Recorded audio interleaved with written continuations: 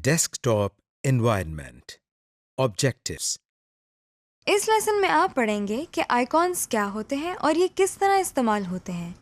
किस तरह आइकॉन्स को डेस्कटॉप पर मूव कर सकते हैं। आप इस लेसन में ये भी सीखेंगे कि बेसिक डेस्कटॉप आइकॉन्स कौन से हैं।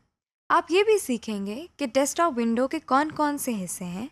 किसी भी विंडो को छोटा और बड़ा कैसे किया जा सकता है। Working with icons. आइए अब हम डेस्कटॉप पर बने हुए आइकॉन्स को तफसील से देखते हैं। ये तो आप जानते ही हैं कि किसी भी आइकॉन पर क्लिक करने से वो आइकॉन सिलेक्ट हो जाता है। लेकिन अगर हमने किसी आइकॉन को उसकी जगह से हिलाकर दूसरी जगह ले जाना हो तो हम क्या करें? ऐसा करने के लिए माउस पॉइंटर को हम आइकॉन के ऊपर लेकर जाएंगे। देखिए, अब हमने माउस का लेफ्ट बटन दबाया है। अब इसे दबाए हुए हम आइकॉन को ड्रैग करते हुए डेस्कटॉप के दूसरे हिस्से पर ले जा रहे हैं। इस तरह हमने आइकॉन को एक जगह से दूसरी जगह मूव किया है। अब हम कुछ डेस्कटॉप आइकॉन्स की पहचान कर लेते हैं। डेस्कटॉप पर आप कंप्यूटर का आइकॉन देख सकते हैं। इस आइकॉन में एक कंप्यूटर बना हुआ है। आमतौर पर ये आइकॉन सिर्फ कंप्यूटर के लिए इस्तेमाल होता है। इसमें हम अपने कंप्यूटर में मौजूद हर डिवाइस का पता चला सकते हैं और उसको बआसानी इस्तेमाल भी कर सकते हैं। असल में कंप्यूटर का आइकॉन पूरे कंप्यूटर को यूज करने के काम आता है। Recycle bin. डेस्कटॉप पर ही हमारे सामने एक और आइकॉन है जिसके नीचे रिसाइकल बिन लिखा हुआ है।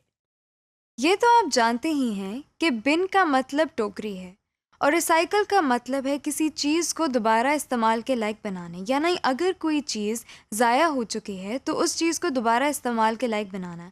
इसीलिए रिसाइकल बिन वो जगह है जहाँ ऐसी फाइल्स वगैरह रखी जाती हैं जिनको बाद में भी इस्तेमाल करना पड़ जाए मगर जिनकी फ़िलहाल ज़रूरत ना हो। यानी ये रिसाइकल बिन हमारे लिए एक रद्दी की टोकरी की मानंद है।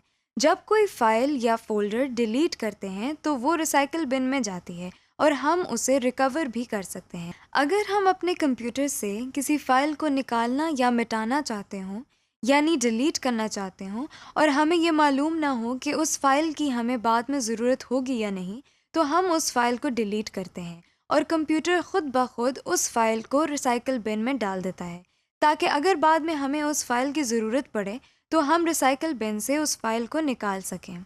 आप सोच रहे होंगे कि हम बार बार फाइल का लफ्ज़ इस्तेमाल कर रहे हैं। फाइल क्या होती है ये हम आपको थोड़ी देर में बताते हैं। हम अपने डेस्कटॉप पर किसी आइकॉन को सेलेक्ट करते हैं और कीबोर्ड से डिलीट का बटन दबाते हैं। कंप्यूटर आपसे पूछता है कि क्या वाकई आप इस फाइल को डिलीट करना चाहते हैं। फाइल को डिलीट करने के लिए हम यस पर क्लिक करते हैं। आप देख सकते हैं कि रिसाइकल बिन के आइकॉन में कुछ कागज बने हुए हैं। अब हम रिसाइकल बिन पर डबल क्लिक करते हैं। जो विंडो हमारे सामने आई है उसके एड्रेस बार में रिसाइकल बिन लिखा हुआ है। हमारे सामने वही फाइल पड़ी हुई है जो हमने अपने डेस्कटॉप से डिलीट की थी। इसका मतलब ये हुआ कि हमारी डिलीट की हुई फाइल हमारे कंप्यूटर से गायब नहीं हुई बल्कि रिसाइकल बिन में आ गई है। अब हम चाहते हैं कि इस डिलीट की हुई फाइल को अपने कंप्यूटर से निकाल दें। इसके लिए हम मेन्यू बार में बने हुए बटन जिस पर एम्प्टी द रिसाइकल बिन लिखा हुआ है इस पर क्लिक करते हैं।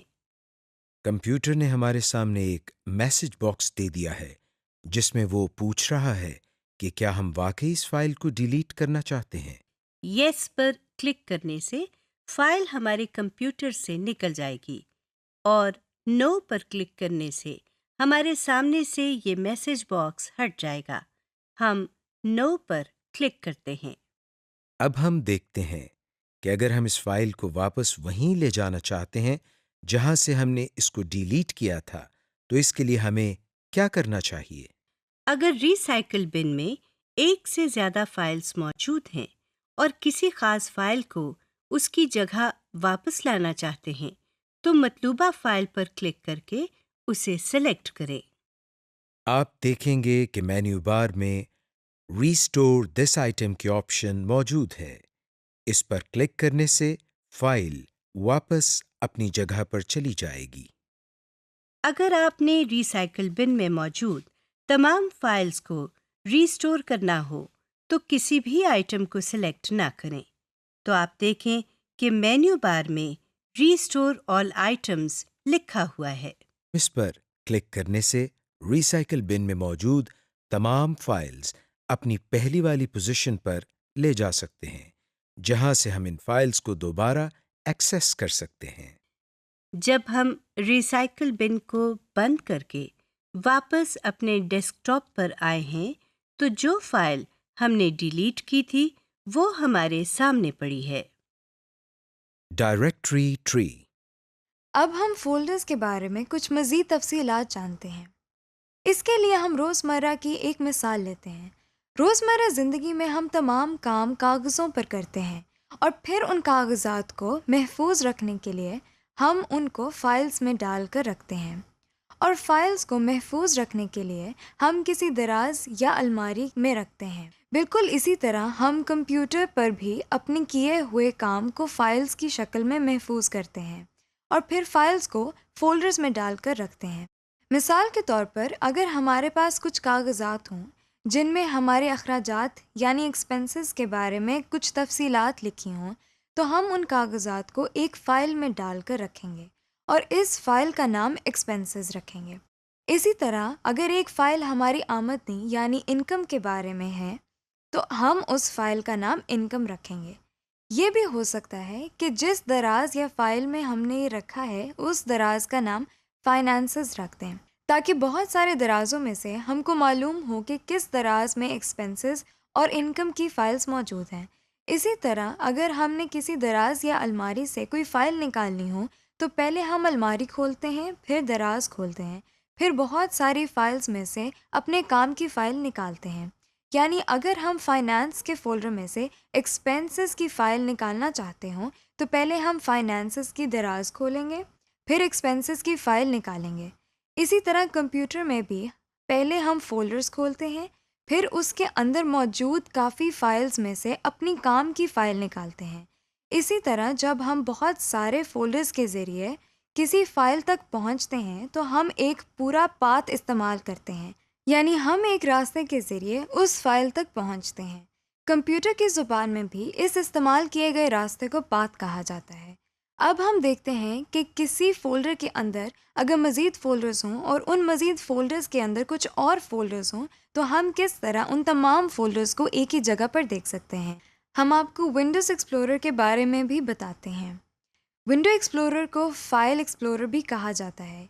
ये माइक्रोसॉफ्ट विंडो के अंदर पहले से ही दी गई यूटिलिटी है, जहां हम अपने कंप्यूटर में मौजूद किसी भी फ़ाइल या डायरेक्टरी पर मुख्तलिफ काम कर सकते हैं। इसके लिए हम दोबारा कंप्यूटर के आइकॉन पर क्लिक करते हैं। हमारे सामने कंप्यूटर की विंडो ओपन हो गई है। इसमें आप देख सकते हैं कि विंडो के बाएं तरफ एक पैन है, जिसमें इस कंप्यूटर की अहम डायरेक्टरीज और फोल्डर्स को दिखाया गया है। इन डायरेक्टरीज या फोल्डर्स में से अगर किसी पर क्लिक करें तो इस विंडो के दाएं तरफ बने हुए इस बॉक्स में इस डायरेक्टरी के आइटम्स आ जाते हैं। जैसा कि आप इस वक्त देख रहे हैं कि बाएं तरफ से कंप्यूटर सिलेक्ट किया हुआ है, तो इसके नीचे और दाएं तरफ कंप्यूटर के अंदर लगी हुई हार्ड डिस्क नजर आ रही है। अब हम बाएं तरफ से न्यू वॉल्यूम डी पर क्लिक करते हैं तो हम इस हार्ड डिस्क के अंदर मौजूद तमाम फाइल्स और फोल्डर्स को दाएं तरफ देख सकते हैं। दाएं तरफ से किसी भी फोल्डर को सिलेक्ट करके हम मेन्यू बार पर मौजूद मुख्तलिफ ऑप्शंस को इस्तेमाल कर सकते हैं, मसलन रीनेम, ओपन, कॉपी, डिलीट वगैरह। Folder icon. आप ज़रूर सोच रहे होंगे कि हम फोल्डर के आइकॉन को कैसे पहचानते हैं। आइए हम आपको बताते हैं। हम अपने डेस्कटॉप पर राइट क्लिक करते हैं, हमारे सामने एक लिस्ट आ गई है। अब हम अपना माउस पॉइंटर न्यू के आइटम पर लेकर जाते हैं। न्यू पर माउस ले जाते ही हमारे सामने एक और लिस्ट आ गई है।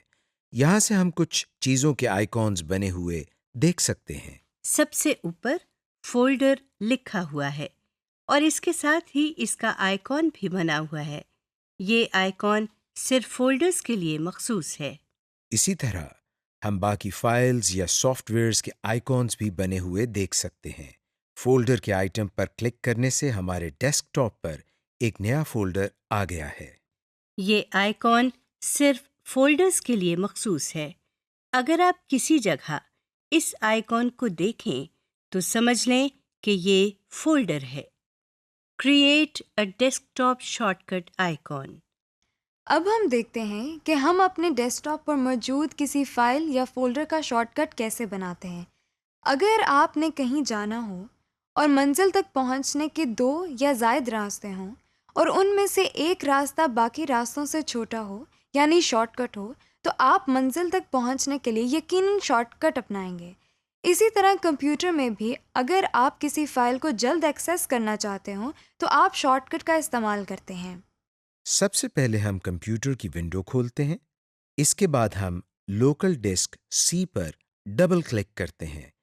अब हम प्रोग्राम फाइल्स पर राइट क्लिक करते हैं। ये तो आप जानते ही हैं कि किसी भी आइकॉन पर राइट क्लिक करने से हमारे सामने एक और लिस्ट आ जाती है। अब हम इस लिस्ट में मौजूद सेंड टू पर अपना माउस लेकर जाते हैं। आप देख सकते हैं कि आपके सामने एक और लिस्ट आ गई है।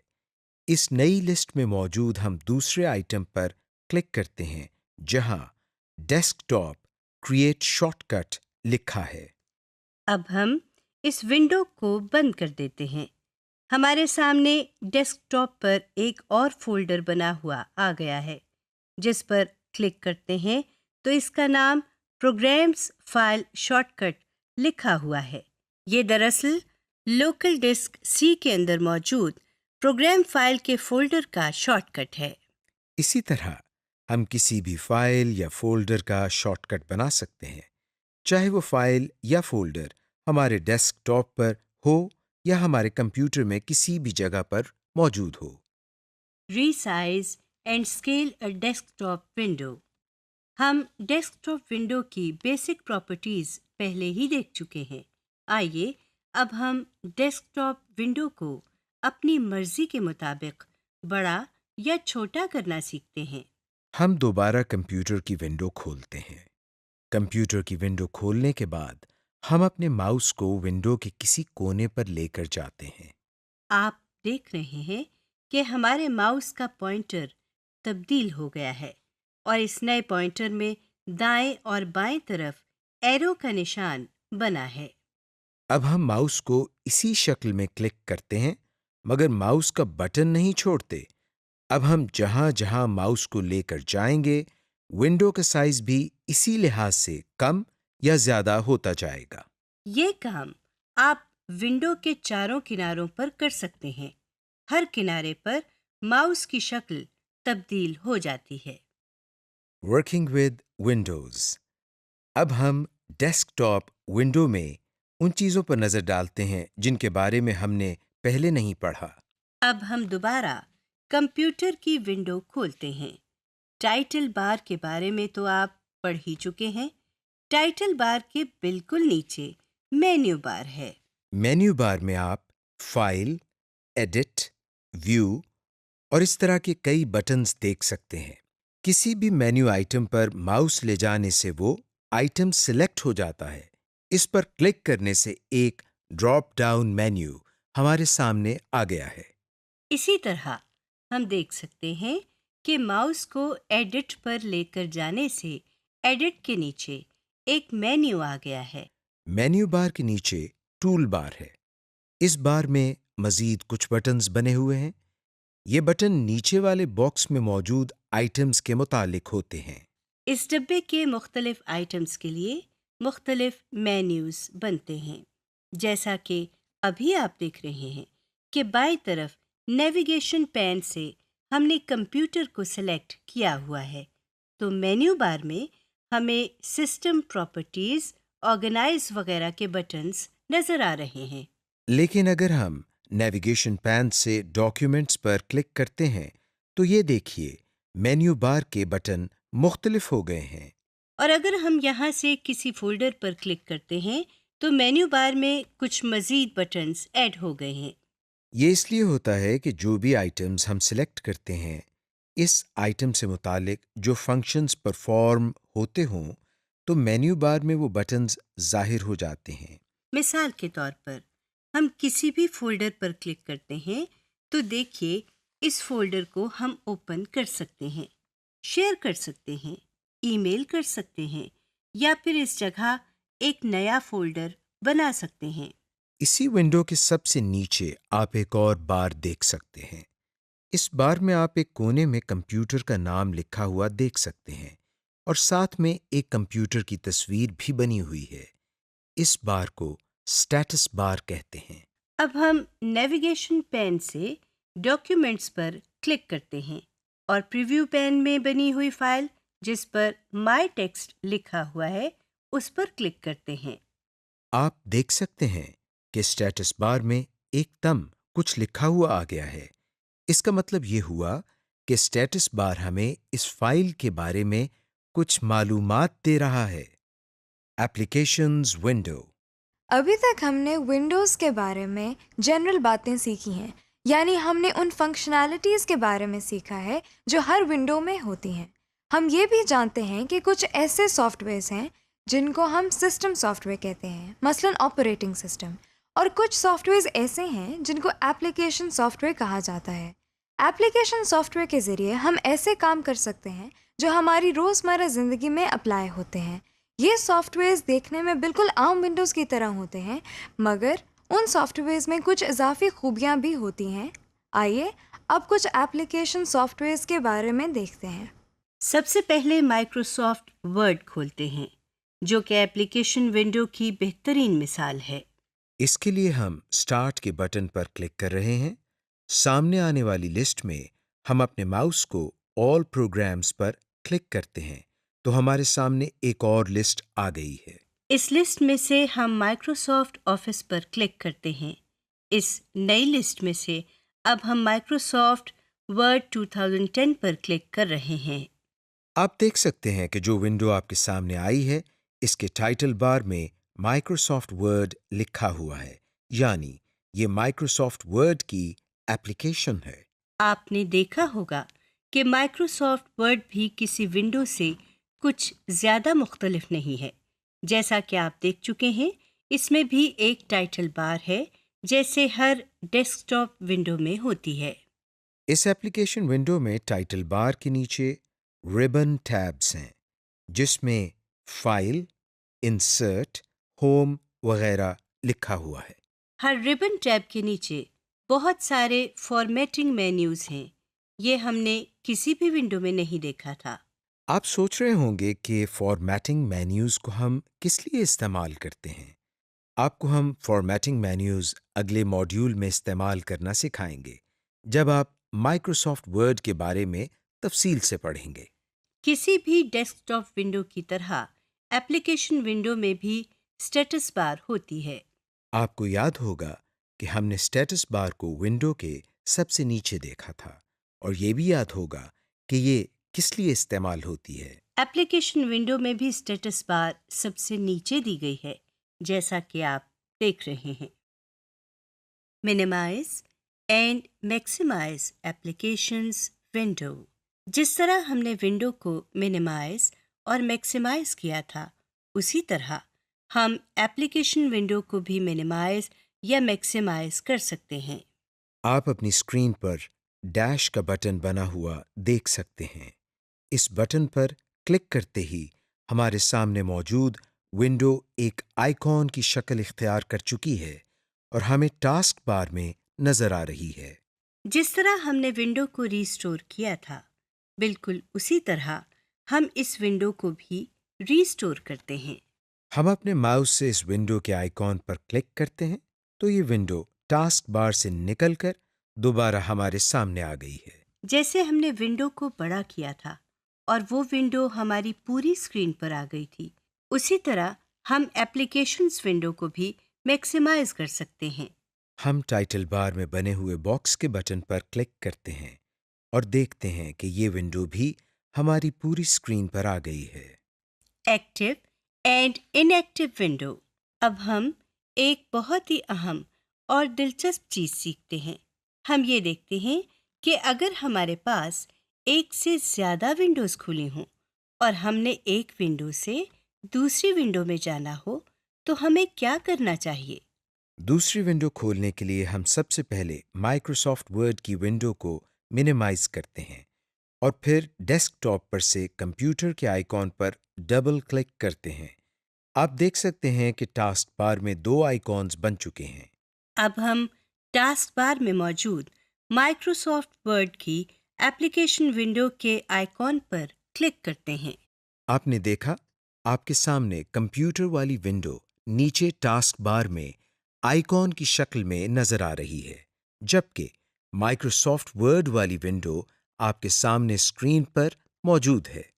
जो विंडो हमारे सामने खुली हुई हो, इस विंडो को हम एक्टिव विंडो कहते हैं, और जो विंडो बज़ाहिर खुली दिखाई न दे मगर हमें टास्क बार में नजर आ रही हो, उस विंडो को हम इनएक्टिव विंडो कहते हैं। Closing applications window. इस लेसन की आखिरी चीज जो आप सीखेंगे वो ये है कि एप्लीकेशंस विंडो को बंद किस तरह किया जाता है। एक तरीका तो आप जानते ही हैं, यानी टाइटल बार में बना हुआ क्रॉस का बटन दबाकर।